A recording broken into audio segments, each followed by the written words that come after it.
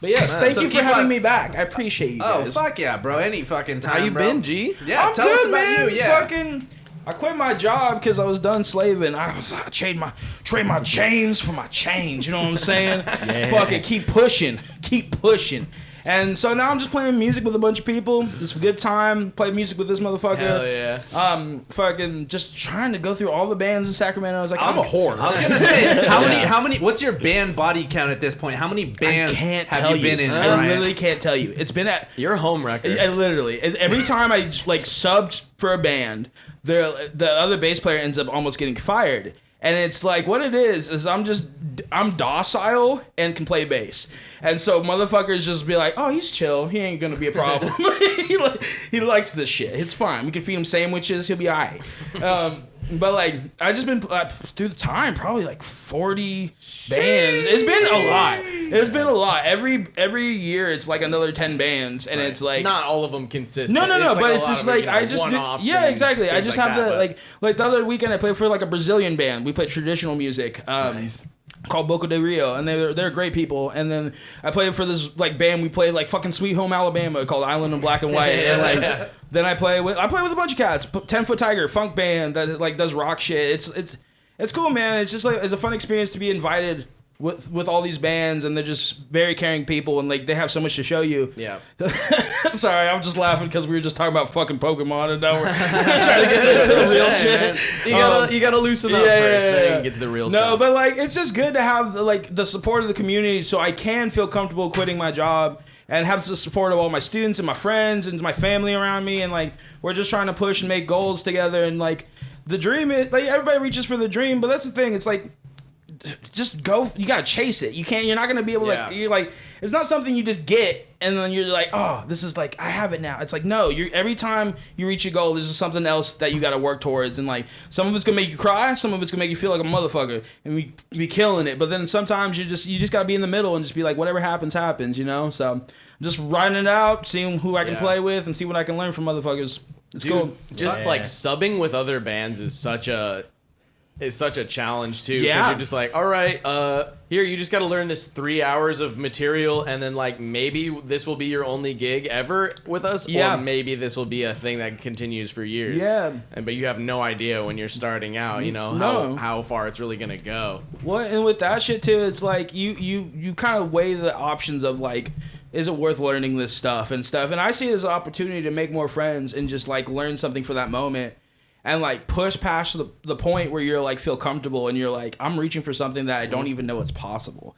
And it's like you bet on yourself so much that you're like, I got this. You know what I mean? Like I've had gigs where it's like we went on tour for like 10 days and then that even was an ordeal. I got sick, but I had to learn like 30 tunes or whatever it was in a couple of weeks and like go on tour with you guys and like fill in for someone who's been playing with you guys for years. You got sick like right after the tour. Well, I got sick right before the tour. Oh, right before the tour. Yeah, you got sick right after. I got sick during the tour. This motherfucker was dying on stage. I'm like, it's right. Yeah, that was wild in Oregon. Yeah. I don't know what the hell that was, dude. That was fucking you sucking too many dicks in that bathroom. Wasn't the wrong. Calm down, man. That mouth needs to stay clean. You know what I'm saying? Yeah, you don't want the Oregon Trail. I was say you got the Portland plague, bro. Yeah, man.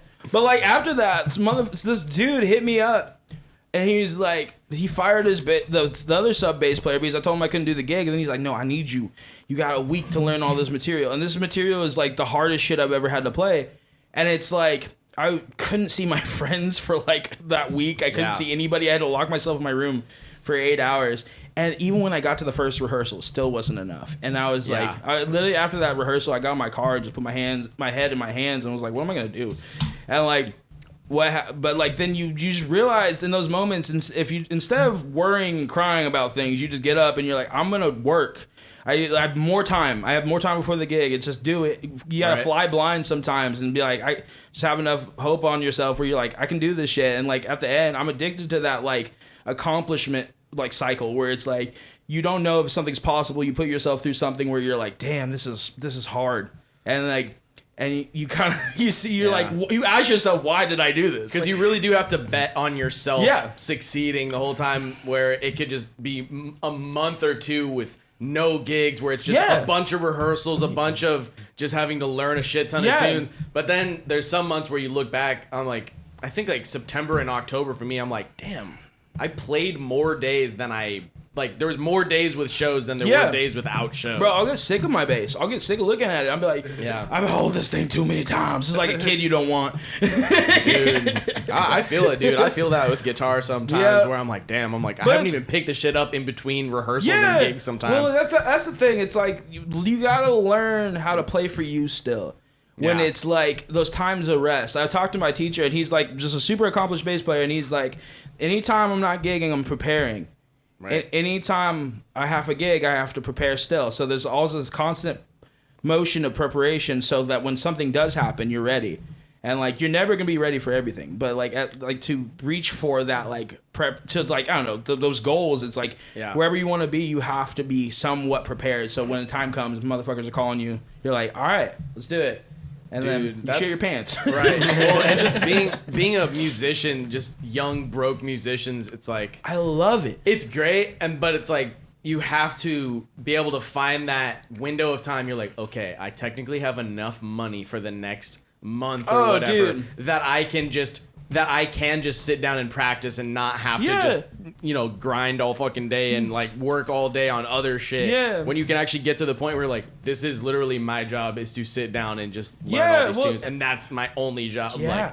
Like that's the point that we're all kind of trying to get to in different ways. Well, you guys are doing this shit different too. Different types of gigs, yeah. Well, like I see you guys I love the community. I love you guys, and it's one of those things where I see everybody pushing in a different direction and working towards these things that they want to do because it's what fulfills them with life. Because like richness can be measured in different ways, but like when I see money, I don't think of it as like richness. Of course, I would love $1 million. Who wouldn't? But like it's one of those things where it's like when you do something and you achieve a goal that you didn't think was even possible, and you're like, you look up and you're like, damn, I did that. Right, and then you look for the next one. The money's just the fuel at this point. Yeah, it just buys you more time. Yeah, the money for me is just like so I can like survival, of course. Yeah. But it's like with it, it's like as long as I got my rent paid, as long as I got my bills paid, I can be free. I don't have to buy all this bullshit. Right. I don't have to, even though I'm like so, of course everybody likes buying stuff. I want to play video games, but it's like at the end of the day, it's like